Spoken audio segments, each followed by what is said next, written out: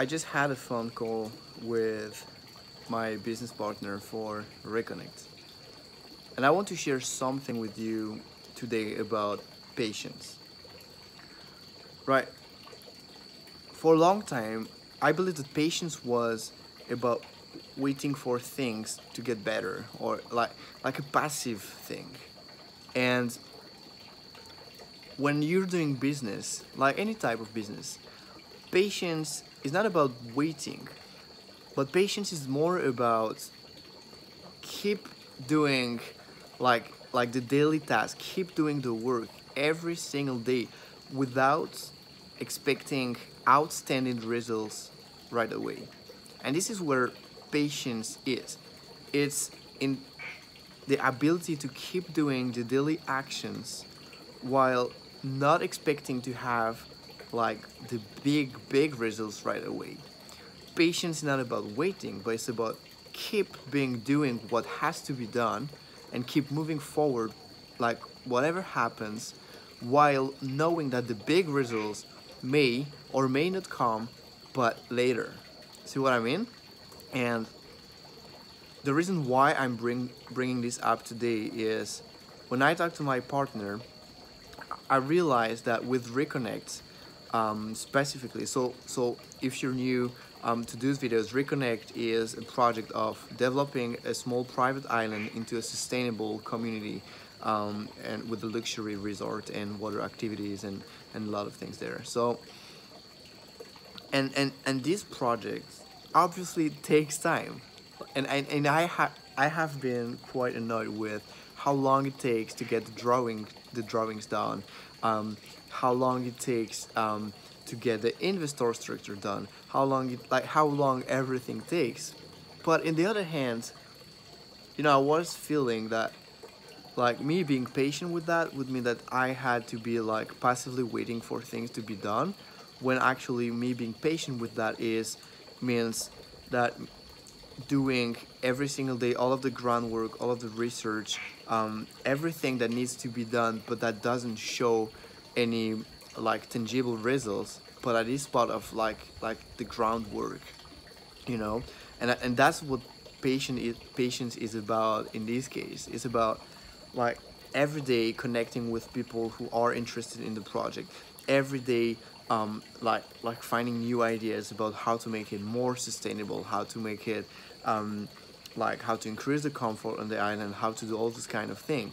Because we're in the planning phase right now, I felt like not having actual result like every week, like was just me failing at making this happen.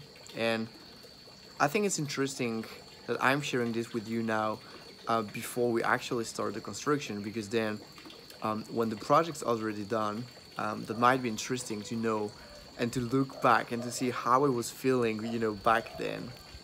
So yeah, today I just realized that I do not have to rush, like the investment part of the project. I do not have to rush the drawing part. Or I do not have to rush like the marketing. And like there is a shit ton of things to do, and I'm aware of it. The thing is that obviously I'm not gonna have the bungalows done tomorrow. I'm not gonna have the villas done tomorrow, and and even when we will start building, everything will take time, right? And it's a great exercise for me, because especially coming from like the e-commerce industry, when well, you could potentially have great results overnight. Like let's say you're lucky, you have a good timing, you're doing great ads, you have all of these factors together, and then suddenly you're making thousands of K a day. It's possible. I'm not saying it's happening to everybody all the time, but it's possible. It happens. But when you're building like a real estate project, there is just no fucking way that you get everything done tomorrow. There is no fucking way that you manage to get like the huge bamboo restaurant and lobby that we plan to have. That is a masterpiece. Like it's an art piece. There is no way we get this done in less than 2 or 3 months. You know what I mean? And even more actually. This is the optimistic version of the timeline. And so I realized that lately I have been stressed with the fact that we do not have the money yet for the whole project. But at the same time, I also realized that I do not even have the exact estimation of the project cost, right? So it's kind of like I obviously can't expect to have enough money in if I do not even know how much I need. Of course, I have a rough estimation. Of course, I have like a target for the total project cost, and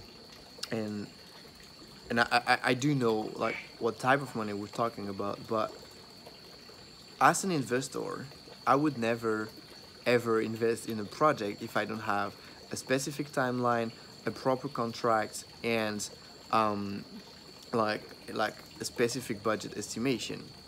You know what I mean? And there is no way that other investors like invest in Reconnect if they do not have this information. Then the reason why I was thinking and sharing about like the money part of it is because obviously we do have the land already, we do have the company, we already paid for the architects, and they're like we're in the final stage of doing the plans and the drawings. But there is still a lot of things to be paid. We still to go there several times. We need to pay for land certificate, a building permit, and all of this kind of thing. And I think that it's a way better strategy for me to you know pay for most of it by myself or with our like friends and family money, and to value more this money in the business in the way we appreciate it with shares, rather than actually closing like higher ticket investors. Um, well, when I'm talking higher ticket, just so you know, like the global project is now estimated 500K for the total investment required, which is not much, considering we'll have 10 bungalows, we'll have restaurant, lobby, diving center, yoga shala, the staff accommodation, the dock, like a lot of things will be done there. So this is still considered like a small real estate project, and I think it's a better strategy for me to cover most of the cost like right now, and to wait as much as possible before we get investors in, because then we will have more, we have more leverage when talking with the investors. Like we will show them what's been done so far. We will not talk and ask them to invest on an idea, even though we do have the land and we do have practical things already done. But the more we get done, the more we get ready, and the more we reduce the risk, the better the conditions will be for us with their money, right? This is like capital risk. It's like I don't know the name in English. It's venture capital or whatever they call it. It's like the higher the risk for the investors, the higher the return you need to provide to them. And the other hand, the lower the risk, and then the lower the benefit they get from it. So I think it's a better and a smarter strategy for me to um, cover all of the expenses for now, to cover all of the costs that we will have for now with me and the friends and family money that we had so far, and to wait as long as possible before we get investors in. Because here's the thing, we already get a lot of investors interested. I have dozens of emails of people who are interested in investing in Reconnect, right? This is not the problem. Like traction and interest into the project is not a problem. The problem is that we do not have like a safe enough offer and legal structure yet to actually take this money and start building. So based on that, then three things that I'm going to focus on right now.